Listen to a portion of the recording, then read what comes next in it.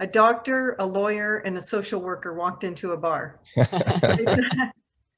This is a true story. They sat down, they ordered beer, and the lawyer said, you know, people are getting hit with lawsuits about having an unsafe workplace that is causing mental harm.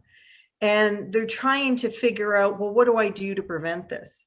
And the doctor said, you know, patients are going off work on stress leave, they're getting treated, but they go back to the workplace and their symptoms just happen all over again, sometimes within hours of getting back to work.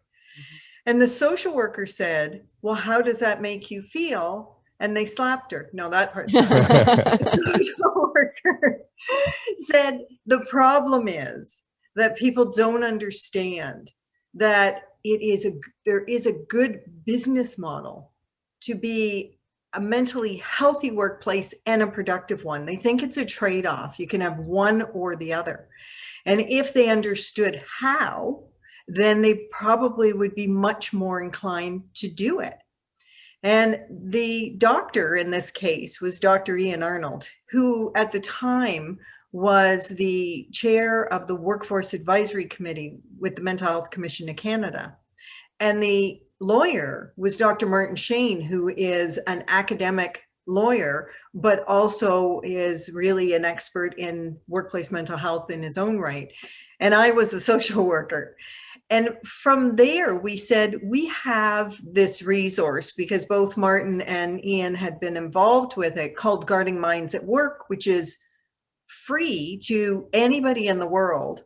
And it's a way to assess psychosocial factors, right? To assess psychological health and safety.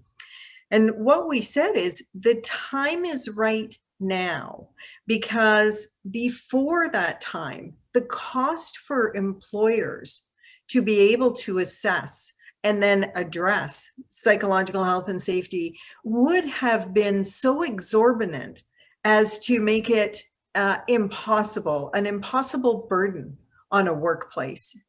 So we said, since the resource is free, let's find out if people have an appetite to create a standard that is consensus-based, that it's created not for any one interest group. I know at the time, the company that is Canada Life said, if you want, we'll pay for the standard. We said, well, thank you very much. That's very generous of you, but people may not feel as confident in a standard paid for by one particular organization. And what we had the benefit of is, at the time, Senator Michael Kirby, he went to the government of Canada and lobbied them to support the development of the standard. And that's how it got made, is that primarily the government of Canada funded the technical committee to create the standard.